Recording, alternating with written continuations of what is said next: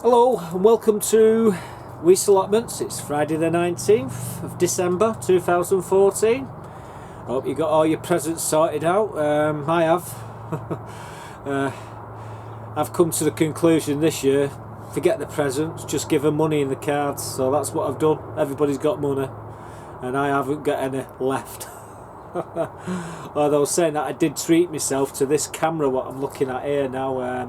What it is the Panasonic HC-V250.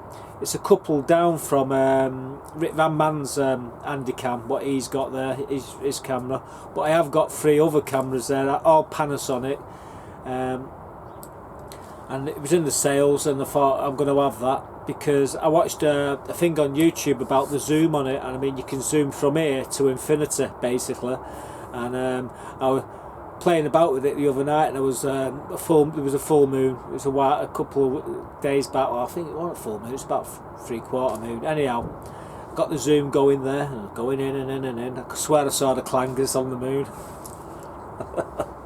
Clangers. Bet you're all thinking, what the hell is he talking about? The clangers. Well, not the Klingons. These are the clangers. In the 60s, when I was a kid. There was a cartoon what used to come on. I think they only made about 10 episodes of it, and they played it every day for about 6 years. Same bloody same cartoons over and over and over again. And yeah, and these bloody things was on the moon. I don't know if anybody remembers the Soup Dragon. Well, I live with that. She sees this video. Curtains to me. I'm only kidding, sweetheart. Yeah, it was a good cartoon when I was a kid. In fact, it was the only cartoon. Anyhow, I'm testing this camera out today, and I tell you, it's got a really mean zoom. Down here on the allotments, obviously, I want to see the quality of the picture, and obviously the sound as well. Now, I'm just getting over this chest infection, which I've had for 2.5 months. Can't shake it, but my nose, well, it's starting to unblock now as we speak. Saying that, probably tomorrow it'll be bunged up again. I just I cannot shake this. The ironic thing is, I take about, I think it's 16 or is it 17? I think it's 17 medications I take for my chest. Yeah, 17 medications, unbelievable. Oh God, I've just realised I thought I lost me inhaler then. Always have an inhaler on hand. I get 30 yards and it's I get short of breath. And what makes it even worse is when I start laughing, my breath goes. But anyhow, yeah, this chest infection's playing hell with me, my voice and what have you. So I hope you can hear what I'm saying and understand what I'm saying. Okay, it's a Salfordian accent. Can't be helped. Born and bred in Salford, the rainy city, and I can tell you now, it's true to its word because it's not stopped raining for 4 days. This is the first break we've had this after time now is 1 o'clock. I just picked the girls up from school. That's it now. Christmas. It's all they're off for 2 weeks. They're back in. I think it's January. So yeah, just picked them up, and I'll just come straight down on here to test this camera out. So basically, this is my own Christmas present to myself because no one else is going to buy me this. Yeah, so yeah, it's been really windy. Last week Tuesday we had frost. I mean, it was biting cold, -8, water, everything was freezing up. The chicken feeders was frozen, even though I'd used glycerin in the water to actually stop that happening. Once it gets to about -8, that's when you got problems and it starts to freeze. It don't matter. But yeah, I come down every day to make sure they're okay. I come down, let them out in the morning and lock them up at night. It only takes me 5 minutes to do that. Don't even have to get out of the car. Just park the car at the top of the plot. Like I say, in and out. That's if they want to go to bed. Normally they just, by the time I get in about 4:20, they're already up in bed. I'll just shut the door, lock up and leave them to it. They've got water in the pen. I was thinking of getting more chickens. Now I asked, I think it was Jim's Allotments there, great bloke, very informative. Now I heard him say he had some young chickens. He'd introduced them to the chickens that he's got. So I asked the question, can I add more chickens to the ones I've got? Now I've got Nova Browns. Now they're about 12-month old. They've already established the pecking order. I've got 8 of them. And what I wanted to do is get a couple of bantams and put them in. Obviously around about the same size bird. But when he said that they might start fighting and what have you, I thought, well, it's a bit dodgy. Now I have heard of them. You put the chickens in. You put the chickens in at night when it's dark. You stick them in the coop with the others, and when they wake up in the morning, they go, "Who the hell are you?" Like, and they don't fight so much. But I'm a bit worried. I don't want them to fight. So what I'm thinking of doing is making another chicken pen and keeping bantams in that one.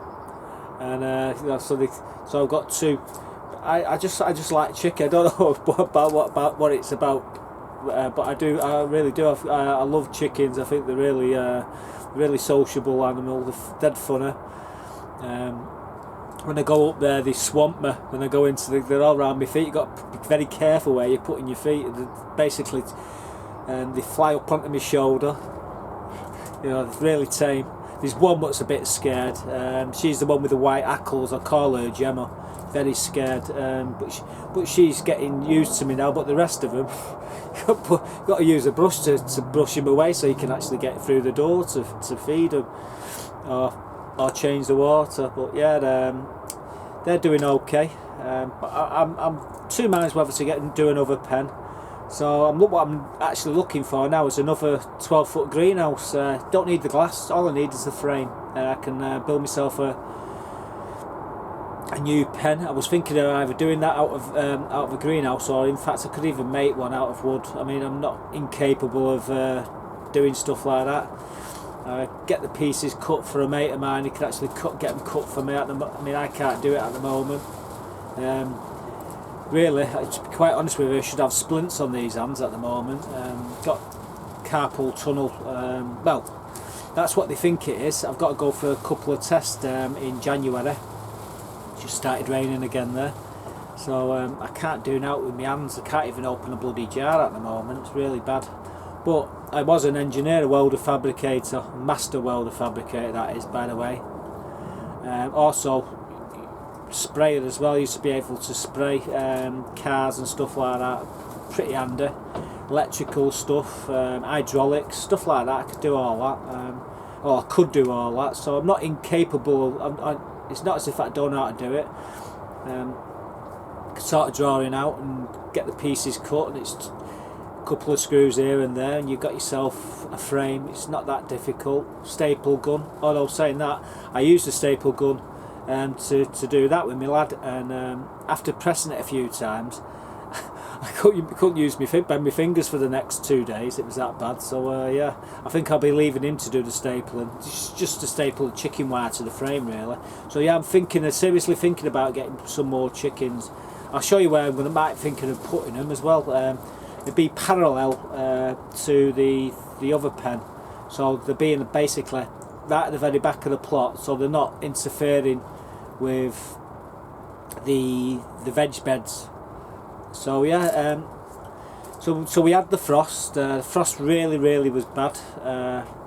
I thought everything was going to die, but I take it on a tour. God, my nose is starting to run again here. It's unbelievable. It's like a tap. I was all right a couple of hours ago. It's perfectly fine. As soon as I get outside, my chest goes. Normally sat in a chair 24/7, not being able to move. So this place does help me a hell of a lot. Without this, I'd probably be dead by now, honestly. So it's actually helps me. But saying that, I'm going to try and get around this plot before my chest explodes. At the moment, I've got severe pains in the middle of my chest there as well. Good God. Don't half go on, don't I? But anyhow, if I can get round the plot and get it uploaded, this video, all the better. Other than that, I died, and they buried me at sea so no one can jump up and down on my grave. Oh dear. Right, anyhow, now it's spitting down, so I'm going to have to struggle sorting this bloody brolly out. Now the brolly I've got here is it's a Union Jack one. It's not the normal one that I have, the black one.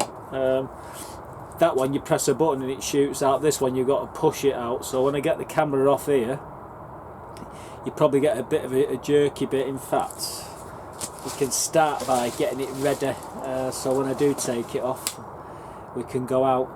Now, yeah, like I say, it's been pretty windy out here. It's windy as well, so this would be another good reason to test this camera to see what the sound quality is like outside.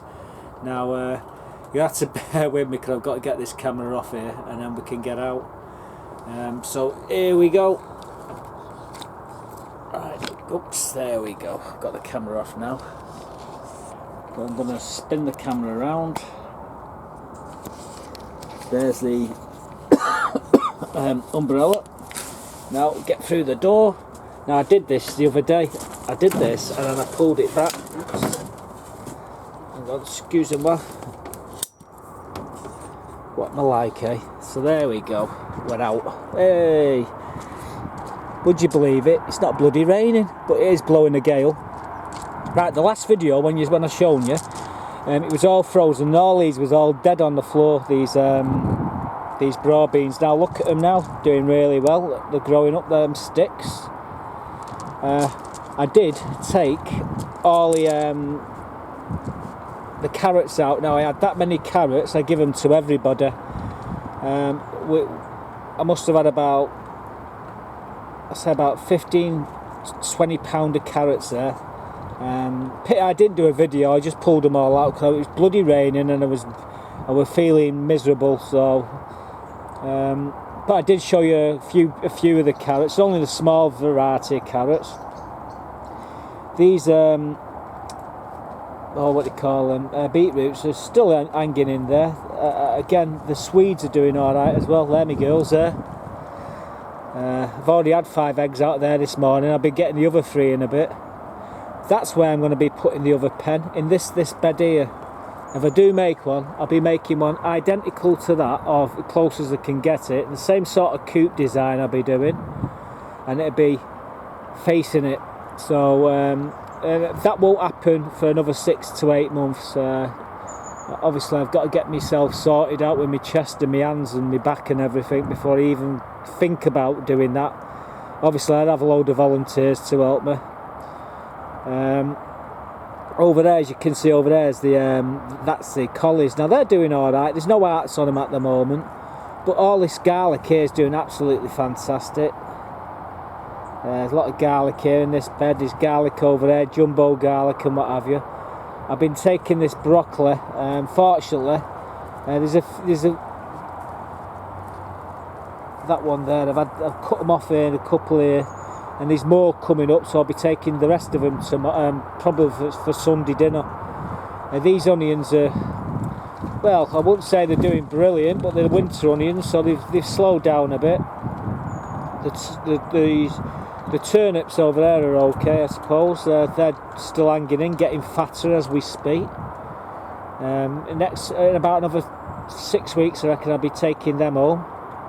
And yeah, there's more garlic here. There's lots of garlic. Like I say, the water, it's absolutely terrible. It is. I mean, I've emptied this once. That thing there was full to the top with water. In fact, here, I'll show you something. I emptied this out yesterday. So this is how much water we've had in 12 hours. That there is that's incredible how much water's in there. In fact, I'm going to have to tip some of that off because if I don't, it's going to collapse the bloody the compost bin. I'll be spreading all that muck on there, what's in there, onto this bed shortly. I still can't get rid of these glass panels, so someone will take them off. But the deal is they've got to take all 7. They can't just take a couple. You know what they do? They pick the best ones. There's a few of them with cracks in. So if they want them, they've got to take the lot, basically. Yeah, so anyhow, that's the back part of the plot. The old Jolly Roger's blowing away there. I'll tell you what I did put on here the other day, for a bit of fun. I've got some feeders, some bird feeders. So we've got a load of squirrels on here and they're causing absolute havoc. So what I'm going to do, I'll put a pole in there, and I've got these 2 brackets. Now them brackets ain't tightened yet, so they don't look square to the frame. So if you come here and you look straight, because I'm one for looking straight. That's looking straight, you can see how it's crooked there. Well, when I tighten them brackets up, they will be square. Will be straight, and my OCD could be causing me so much problem. Unbelievable. Yeah, so I've got the feeders in the shed, but I've got to get some grease to put up a pole to stop the squirrels getting up the pole. Cause we've got dozens of squirrels on here. They're a bloody nuisance. And finally, the strawberries are starting to go a little bit yellow. The leaves are starting to fade on some of them. Now we are in December, it is December the 19th, and they're looking really good. 2 beds of strawberries, then you've got all the fruit, all the apple trees, pear, plum, cherry, they're all doing fine. Hopefully I'm going to be starting getting tulips and daffodils coming up in the next couple of months, well, the next couple of weeks. It's 1 or 2 of them started to push through now. Try to keep this wind, this umbrella's masking the wind. Now if you look down here, you can just see them starting to come up now all the way along the border. There's another, hang on, you can see that there, all the way along the back, and then they come all the way along the sides as well. They're tulips and daffodils, and same here, all along here, in these beds here, there's tulips. Oh, see them there, just starting to come up now. Trouble is, the squirrels, they don't half like digging them up. So, yeah, that's about it really. Had a couple of the lettuce out of this greenhouse here. It's closed up now because I don't want it to get too cold, and that wind is really blowing, I tell you. It's blowing me over. So I'm going to undo that button. Let's go in the, I mean these crocuses are doing well, as just, I mean, starting to get some the shoots have come up obviously, but they're starting to throw the leaves out now. Just see that one there, the very top. Right, show you this feeder, what I've got. These are the feeders I'm going to be sticking up. Big long feeder for the birds. So what I'm going to do is plonk my derriere down there on that chair, turn this heater on, and get a cup of that coffee there in a bit. So here we go. So that's Weaste Allotments on the 19th. And what I'm going to do now, before I turn the camera off, I'm going to zoom into that tree just to show you how good it is. Now you got to remember I've got bloody dodgy shaky hands here, so here we go.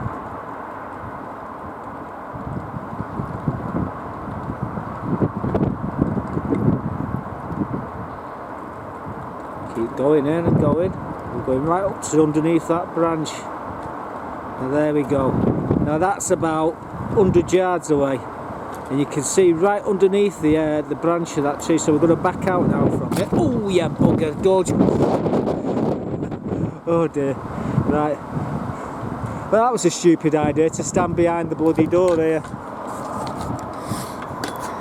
Yeah, this door just slams straight into me. Oh well.